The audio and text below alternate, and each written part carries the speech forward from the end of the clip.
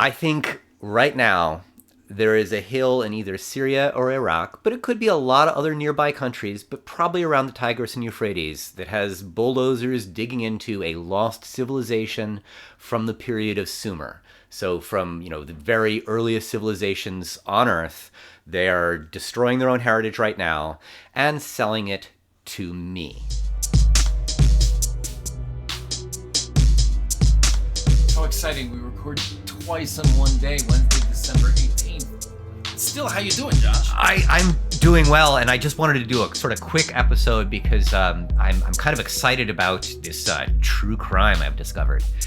True crime. I think there is a crime happening right now. Not super excited about the crime itself, but that's sort of a true crime podcast is not in favor of the dead body. They're just talking about what happened. Oh, you're excited about your discovery. I think I found something. Yes. Okay. I think right now there is a hill in either Syria or Iraq, but it could be a lot of other nearby countries, but probably around the Tigris and Euphrates, that has bulldozers digging into a lost civilization from the period of Sumer. So from, the very earliest civilizations on Earth, they are destroying their own heritage right now and selling it to me. And this is an actual crime that is happening, but I really don't want to go after the middleman because I have no idea who knows what. I'm getting these things from an auction. And wait, but they're selling it to you. Doesn't that make you complicit in the crime? Well, let's talk about that. This is something I need to think about. And this is an important sort of philosophical thing that I think is part of the crime. The crime was digging it up. I'm doing the equivalent in some ways of going to a neighborhood store that sells some cheap things that I don't really know the origin of. And they might be real Rolexes, or they might not. But they're going for a quarter of the price of a Rolex. Let's be clear, we're not talking about Rolexes. Well, no, I'm talking about actual artifacts that I suspect may be genuine, sold by a place that doesn't generally sell genuine things. And so there's really no way to know. I might also be starting to find things from a mad genius who has created their own civilization and is carving things according to their own thing. So these are things that have a unifying style, like many city-states in ancient Sumer had, where you can identify which city-state they came from, only there are no other city-states with this style. I've been looking everywhere for quite some time now, trying to find anything even relating to this. So I think this is an unknown city that is being excavated right now, and there's stuff coming out of it. But I have no way to show it. I don't think anyone would necessarily believe me because there's nothing that looks quite like these things. And they're coming out of a place that sells almost only recreations, let's say, of antiquities, of a variety of levels of quality. And at first glance, these things do not look particularly high quality, but if you look very, very closely at them, you can see someone was working with chisels that were, less than a millimeter wide to dig out tiny little grooves all over something. Someone was making separate inset eyes and putting them into the sockets. There were tiny little holes all over it where clearly a crown had been painted onto these animals. And so there's all these details that I don't think someone trying to imitate would be doing. And so this is part of the problem. So there's no reality. It's all about belief. In my reality, I think there is this terrible thing happening, and I'm trying to save these pieces that are otherwise being mislabeled. So I'll easily accept, because I know that you have worked for a long time sussing out what is a verifiable thing. Yeah. Because you've done this in swords, and you do this in rugs, and you've done this in a number of things, and you've taken very deep dives. But what makes you say that these are coming from the crime of digging up the side of a mountain and destroying things in the process? How do you know that part of it? I don't. And see, that's the other thing. Nothing is known. Why do you assume that part of it? Because I can't find any civilization that matches the look of these things. Oh. The expression and the eyes on the statues are closest to Sumerian things, but it matches no existing Sumerian approach. Okay. And they look very similar to each other across a wide range of artifacts. coming from this, what seems like a single civilization that no one knows about. And so this is the mystery you think you've discovered. I'm either collecting the pictures from the auctions or some of the pieces if I can afford a piece.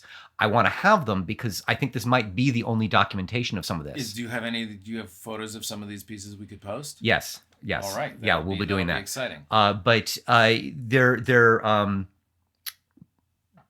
would be happy to give them back to whatever place they came from if that can be found. I do not see a problem with that at all. Even if I put in some of my own money to do this, that would make me really happy to have saved something. Let's find it. Yeah. But I don't know if they'll ever be found. Right. It doesn't look like anything so you're saying that's why you say it's either something unknown or a mad genius making art that's of an entire civilization. That did not exist. It's really cohesive and it's fascinating. Either one would be cool. Yeah, and they're putting in details that I could never have predicted. Right. So I saw pictures of one of these carvings is of a fat-tailed sheep.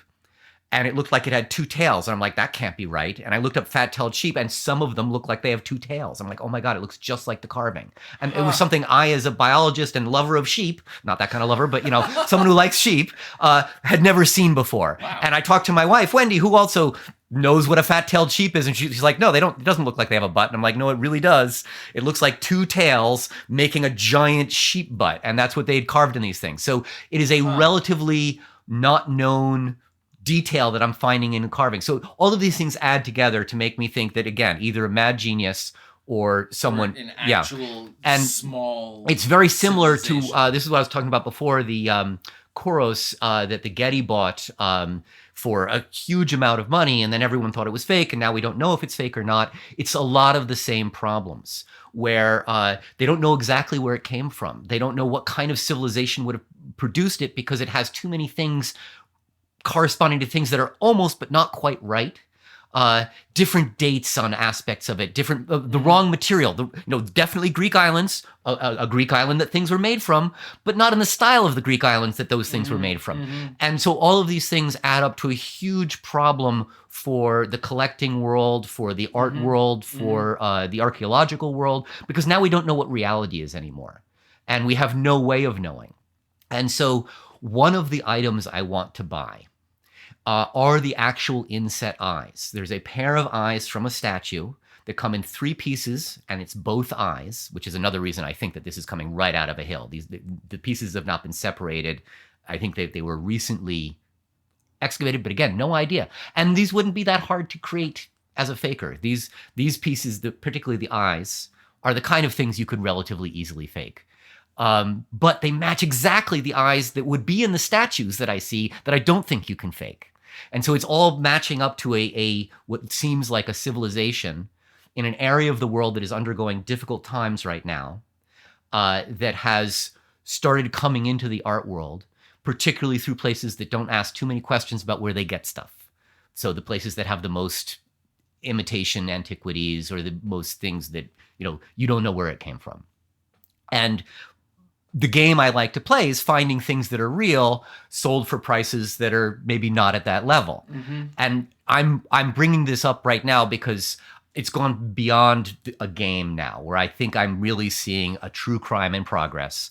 I can practically hear the bulldozers rumbling, and they're washing up on our shores. And I just really want to say something. I am not going after the middlemen. I do not feel that they are really the problem. It's what's happening where it's being dug up where the problem is. By the time it gets to someone selling it to me, all of that information is long lost. None of these things are being labeled as what I think they are. They're being labeled as different civilizations, different time periods, everything from ancient Egypt to early Christian, all over the place. But I am seeing a single unifying thing. And again, it's either the hand of one mad genius. So you're saying that when they're being sold, they're not even being sold as coming from the same place. No, not even remotely. So you recognize these as you saw them. Yes. You're like, oh, wait a second. Yes. That looks like that thing that was labeled from... So like in many other things, either I'm crazed and everyone else is wrong, or I'm right and this thing is actually happening.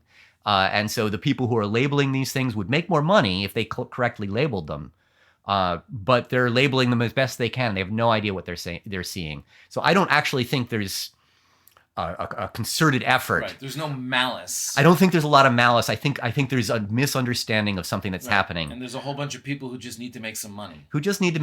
Yeah. And so that's not the problem. I think I have spotted a hill being excavated, and this has happened before. So Cornell Museum accepted a large donation from a collector in the mid 2000s, and they deciphered the cuneiform and found out that all the tablets were talking about a city that had never been excavated.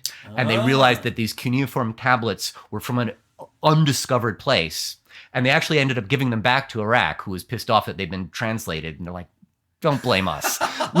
we figured out what these are. Well, you stole our scholarship. I'm like, no. So anyway. Here, have it back. Have it back. That's sort of the position I would like to be in. I would like to know where these things came from. Yeah. And I would like to return them to the scientific world as best as I can. And I'm trying to preserve what I think has been lost. All right, well, we'll post the images. Yeah. So anyway, there's these eyes. Yeah. And I want to put them in one of my statues. Oh. I want to take this art that is very problematic and put it at a whole nother level of being problematic and actually put it right in my art. So now how do you give it back? It is itself an artwork. If this gets in some way publicized, is this artwork? What is this artwork? Is it my artwork? Is it someone else's? I don't know. Is it a faker's artwork? If it is designated as being real artwork and someone wants it back, you just incorporated that stolen piece of art into yours. You're gonna have to. There's all sorts of issues. Back. Yeah, like in let's say early Christian bodily resurrection. If you've been eaten by a cannibal, where does the body go? But then the other question is, once you decide that this is a crime, I understand that once the crime has been committed, the item has been removed from its history in a very permanent way. Yeah. But are you not participating in that crime with the awareness that it comes from a crime scene? Maybe it doesn't. I don't know, and I have maybe no you're way of atoning knowing. by trying to get the word out. That basically, if it's a crime, I would like to tell people this is going on. Yeah. If it's not a crime, I have this collection of stuff that's really weird from a mad genius, as I said. Well, and I'm really interested in, and I'm going to incorporate it in my own art pieces. So Ai Weiwei, the famous Chinese artist. Yes. Bought some Tang Dynasty vases and smashed them. Yes. I don't think they were real. Ah. I don't think he thought they were real. But there's no way anyone could really know, especially not after he smashed them.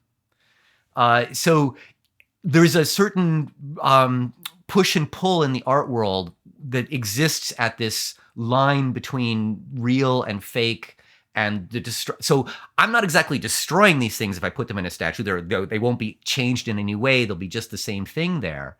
But I've taken this uncertainty and put it right into my artwork. So anyway, I have not even bought these things yet. So this is still a fantasy. But I just wanted to start putting this out there because if I put this together, what I would like to do is create a collection, put it up online, and have pictures of all of these things so that people can start to look at this and maybe it will stop a hill from being dug up. I also want to point out though that we're gonna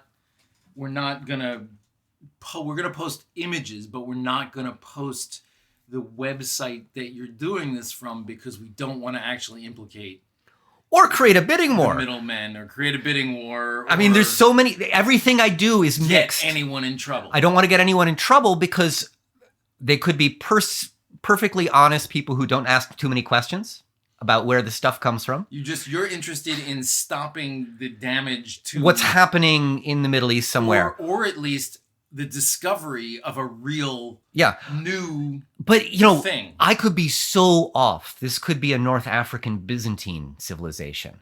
When I first started looking at the goats that were being depicted, I was wondering if it was Pakistan or Afghanistan. There's so many places and kinds of places this could be from. I think I've narrowed it down to a Sumerian period, possibly early Sumerian, possibly middle Sumerian, in Iraq. I have no idea. And again, the whole thing could be fake. It's such a real area of Well, it's uncertainty. great. So we're going on what's little more than it's a little more than a hunch. It's a hunch. And it comes from your, what is essentially a lifetime of trying to figure out what's real by looking at images on the internet. Right. And I'm very interested in the nature of what makes art real and what makes art. And I want to incorporate that into my art. This is interesting because it's all speculation when you're looking at your hand axes. Right. Right? Because like a hand axe could very easily be 1.5 million years old, or it could be 5,000, or it could be 20. Somebody just made That's it and aged possible. it. Yeah, Like, it's not impossible. You want to suss that out. Yeah, absolutely. And but there's literally no way. There's no way to do it. Actually, know. And the fakers, both in China and Russia and some of Eastern Europe, have been professionally trained. Yeah. And they're really good at what they do. And how long have you been thinking about this with really like purchasing things, looking at them, making your evaluations personally? This particular civilization that we're talking about? No, just this kind of thing. I've been doing this for 30 years, learning about. So I study the civilization. I study the producer. I study like what's going on. When I was buying rugs, I'd know which city everything was from. Oh yeah. I go very, very deep. I learn what makes something good, what makes something not good. It's all about the connoisseurship as well. You got really good at being able to suss out from a good few photographs what is a really good rug and what is maybe not. And the same with antique swords. I did the same kind of work. Yeah. So all right. So this hunch comes from some educated background. Oh, absolutely. And I'm pretty good at this. Yeah. And I think I'm right. And so I think it's worth talking about, and I think it's worth trying to put out there as a concept. But I think it's also worth having people think about the nature of what the art world is when it comes to things like fakes and when it comes to lack of provenance. And so something is real, but with a lack of provenance, now it's not real. You can't even donate it to a museum. Because how could they know? Right. So how could they know? So if I collect a few in one spot, it might have meaning or it might not have any meaning. But it would have a lot more meaning than if everything was just lost individually. So I think it's worth doing, and then also getting pictures of everything I don't manage to collect. I mean, the best that you can do is like those hand axes that you got from the guy who picked them up in the sand. And I'm not doing that. I've got the opposite of that. Right. I mean, but even that guy could be lying to you. It's just you knew who he was and you trusted him. I had a direct communication with the original collector. Then, like, you can't hand that off to someone else. It's very difficult. Yeah, no, it's very difficult. You can't say, I heard from a guy. Well, you make a provenance in terms of descriptions, and then, but still, anything could be made up. Right, exactly. But I also think that it's worth talking about expertise. I think it's also worth talking about knowledge and how knowledge is gotten over time, and that I bring it up because I feel like we're entering an era right now when we're like kind of moving past the era of expertise. Well, I mean, it's become very sort of deconstructionist, where there is no truth because the truth can't be known, and that's what the Koros thing really showed. It was a gathering of the experts, and they disagreed fundamentally on a physical item directly in front of them, tested with all of modern science and all of the resources of the most best funded museum possible, and they're looking right at it and they can't tell. Yeah. And it's right in front of their eyes, and it's because of this unknown, the entire world of Greek scholarship is impacted. And where do we go from here? Yeah. And so I think something like that is similarly going on, and the only way to stop this is to find this hill that is being excavated. Right, the only way to stop this is to find the hill and establish that there is a civilization that needs to be discovered, and then find money to stop or somehow find that it is actually a mad genius, and there's an actual person in Romania somewhere. Seems like either way, everyone could make more money off of it if it's very weird. Way. Yeah, I think it's very weird, and that's one of the reasons why I think this is an ongoing tragedy. No one's gonna want to, because either one way it's illegal to sell it, and the other way it's a fake. No, so the world only exists in the unknown, and so yes, exactly that. If you're an organization that sometimes sells things that you don't know the provenance of, one way or the other definitively is bad, but the unknown is where everyone gets to play the game. Right. And I'm really good at that game. And I think I have discovered, as I said, a true crime. Well, I can't wait to see these pieces. Yeah, it's going to be interesting. Well, thank you, Josh. That was interesting. Off topic for you, Off topic, but not but- off topic for your life, but off topic for the podcast. I like it though. Let's keep doing it. All right. Until next time. Until next time. Thank you for listening to Mind Body Evolution with Dr. Josh Stout and Eric Burkell.